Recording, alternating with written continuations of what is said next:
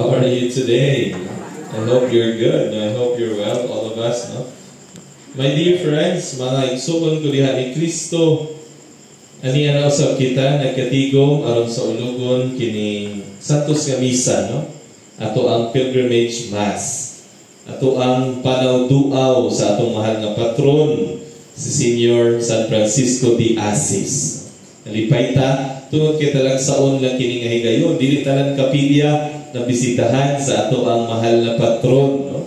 Salamat sa iyang pagduaw kanato, no? Nangumusta siya. Kumusta man mo mga taga Mount Carmel dinhi sa Dinabil? Kumusta man ang mga katawhan dinhi sa Dinabil? Maayo man, Pader. Maayo lang, Pader. Maayo man po, no? Salamat sa Dios, no? Kay yahay every time I come here, no? Malipay kung tungod kay overlooking mo dyan, no? Makalipay tanawon ba ang inyong lugar? Dili na ito ma-appreciate kaya dinhi na magod mo nagapuyok kami dito sa Ubos. Di gyud mi kakita ingon ani kanindot ka balinti. Kinahanglan pa namo mosaka og bungtod para makakita. Mura na og kanang bukid nga way signal, kinahanglan pang mosaka og lubi para na ay signal, no? Dito na magtambay sa lubi sa ibabaw para makasignal. Kamo dinhi kanunay na ay signal, no? Kanunay na ay nindot nga view, no? Are you grateful of that? O ato ang salmo karon, pasalamati ang Ginoo kay siya maayo. Did you feel na ang Dios maayo sa inyong kinabuhi? Salamat sa Dios, atong palakpakan ang Ginoo, no? Ako lang mong ipapakpak kay dugay para ba ni mahuman ang akong homily para di mo katugon kaayo, no? I will try my best not to make it long. Wapo magudaan ang ato ang ebanghelyo. I don't have to explain it, no? I don't have to elaborate it, no? Ingon si Jesus, ako ana lang patason ang ako ang pamalandungan karon, ang iyahang punto na kung ikaw nakasinati sa dakong paghigugma sa Dios, dako usab ang imong paghigugma kaniya. Wala ko'y lain na mahatag sa inyo ang example. Kung dili ang akong kaugalingong kinabuhi, how God has changed and transformed my life. I could not imagine, nagmisa man ko itong niaging adlaw sa atong niaging, kano sa itong misa sa mga gani? Lunes. Simba mo ka ito, no? Nag-serve pag-ahi ka? Kusog po yung kanikaon. Joke lang ha, joke lang. Ay, nagpaninood ko na. Kanang, I was sharing to them, salamat ko sa mga maestro, sa mga maestra, nga nitabang sa mga estudyante, labi na kanako kay, kung wala ko nila papasara, dili ko makapadayon sa seminaryo, kay dili na ba dyan ako makagraduate. Di ko nila pag-graduate, may na lang kay na ako'y upat ka maestra na silingan. Principal lang isa karon. Silingan na yun, amigo sa akong mama. Maunang hurot-hurot yun among bulang dito mabumbil, ipanghatag sa maestra. Sa eskwelahan. Karon na mawi ko, ako nagiuli ang mga bulak na gihatag ni mama. Tagaan ako siya, yuta. Ngatamnan. Ang ako ang punto, no, mga igsuon, no, tinuod na nga istorya. Dili dyan ako pag-graduaton sa high school. Kay wala ko sulod-sulod sa akong 4th year. Gamay na lang ang kulang yun. No? Dili dyan ko pag-graduaton. Apan, nakapasar mo ko seminaryo. Ako raw po yung nakapasar sa seminaryo. Ako raw po yung exam. Oh my lain. Pero, no, I am so grateful kay among the many seminarians na akong classmate, 56 mi kabog nagsugod. O niya, balik-balik na ko ning i-share, no? 20 na ang nawala, human sa first year, nag-second year, 26 na lang nabilin. Third year, 18. Pagka fourth year, 13 na lang mi nakagraduate sa college. O niya, pag-abot og theology, another 5 years na po. Pre-theology, 8. Ang 12 ang nipadayon, 8 ang first year, nang hawa ang 5, 3 na lang nabilin. Pagka second year, pagka third year, 2 na lang mi.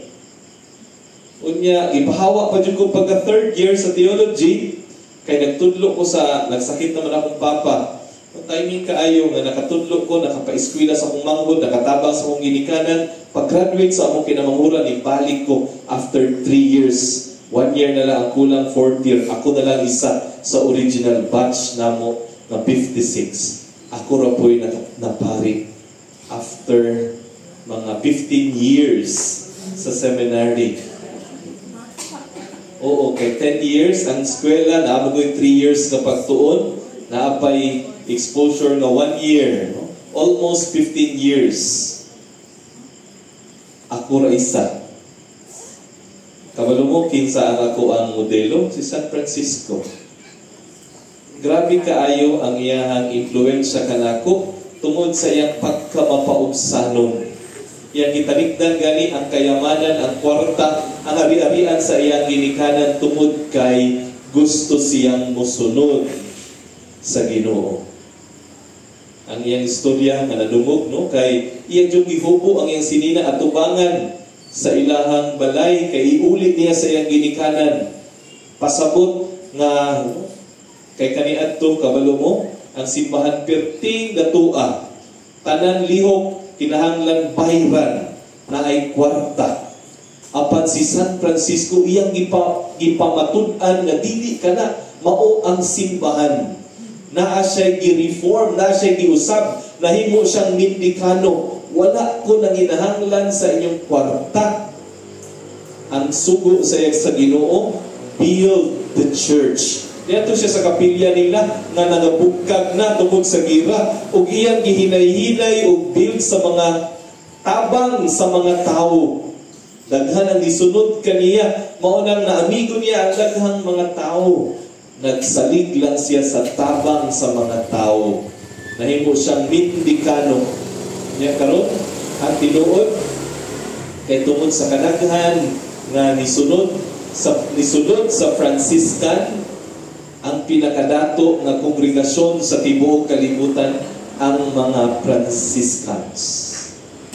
Kay daghan man pud sila gitabangan, daghan sila o kanang giserbisyuhan ang mga kabus, ang mga masakiton, ang mga batanon, orphanage, ang mga tiguang, perting daghanan nila kay tungod mao kana ang gibilin kanila ni San Francisco. Dili lang ang mga masakiton, ang mga gidaog-daog, ang mga kabus, kundi apil ang kinaiyahan, preserve the nature, ang mga kahayupan, kinahanglan atimanon, no? Ang kalibutan tungod kay dinhi kita nagpuyo, kinahanglan natong atimanon ug limpyuhan ang atong mga balay. Nindot kaayo ang gihatag sa mga formators nato, pahinumdom sa ato ang mga responsibilidad, isip anak sa Dios, isip nagpuyo dinhi sa kalibutan na ang kitay kaakuhan sa pag-atiman niini, timaan sa atong paghigugma. Maupod kini ang istorya ni Saint Paul sa ato ang first reading. Very humble. Siya gud ang pinakadaghan nga nasulat o pinakadaghan nga na-form nga community. Apan niingon pa siya, dili gani ko angay tawgon nga mga apostoles, kay wala ko'y angay. Naglutos ko sa katawhan sa Dios nga mga Kristiyanos, nga mga sumusunod ni Kristo. Dili gani ko angay tawagon nga apostoles, pero makita sa iyang nakunggugma sa iyang kinabuhi ang iyang pagtuo. Nagihatagan siya o ikaduhang tsansa sa Ginoo nga puy-an ang iyang kinabuhi nga matarong o maayo. Kay sa una, isip Hudiyo, isip usa ka Parisiyo, dedicated kay siya nga pamatyon kadtong mga Kristiyanos, mao'y sugo sa balaod. Kung kinsa kadtong mga kanang unsay tawag gani nila, kanang mga heretics sa ilahang term, nga maoy mo biya sa Hudiyo nga pagtuo, ilahang patyon, mao kana ang ilahang balaod. Perting lisuda, mao nang nisunod lang siya sa balaod, apan iyang na-encounter si Jesus padulong sa Damascus, ug siya nabuta.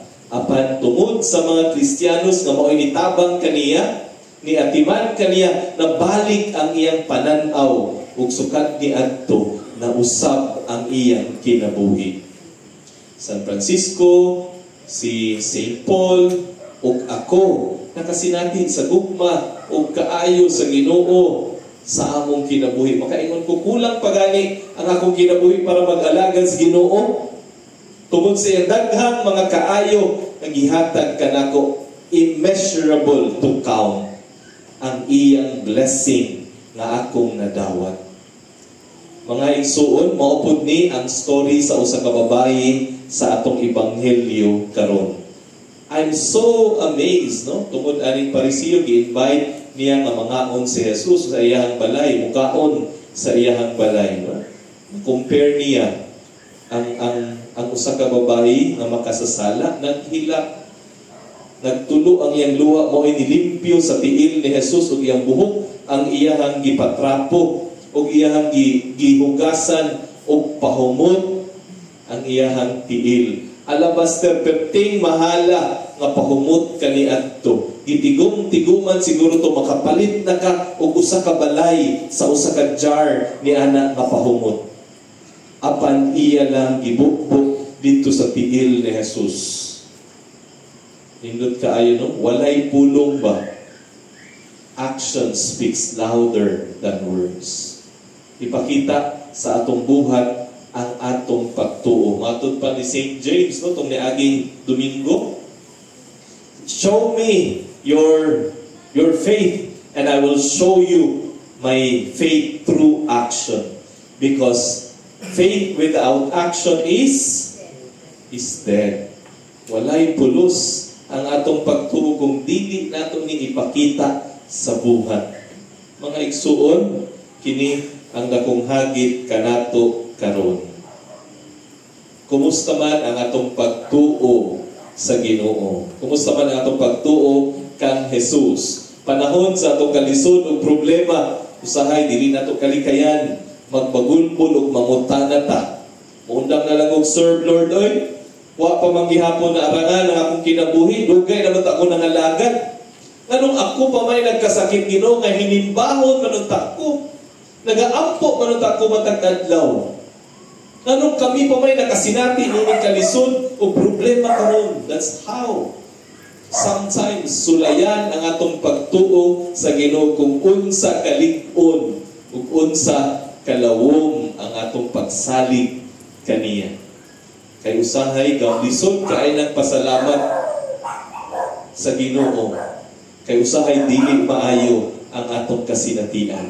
Apan bisan tuod dili kanunay maayo pagkanindot kung ikaw makakita sa mga kaayo sa Ginoo bisan diha sa kangit-ngit sa atong mga kasinatian sa kinabuhi. Kaya ang tinuod nga nahigugma sa Ginoo, bisan tuod dili nindot ang kasinatian, maayo gihapon kini, kay makatabang kini kanato nga mahimong masinabtanon sa uban. Importante kaayo kini nga lesson, kay makahambol kanato ang pagsulay, ang kalisod o ang problema nga dili kita ang naay kontrol sa ato ang kinabuhi. Pero kung naa kay pagtuo ug pagsalig sa Dios, after the rain, heavy rain, there's always a rainbow. After darkness, moabot ang kahayan. After sa kalisod, makita nato na kita wala pasagdi sa Dios. Amen. Mubo, rabi ato ingon ako, no? Mauto akong mubo. Salamat sa Dios.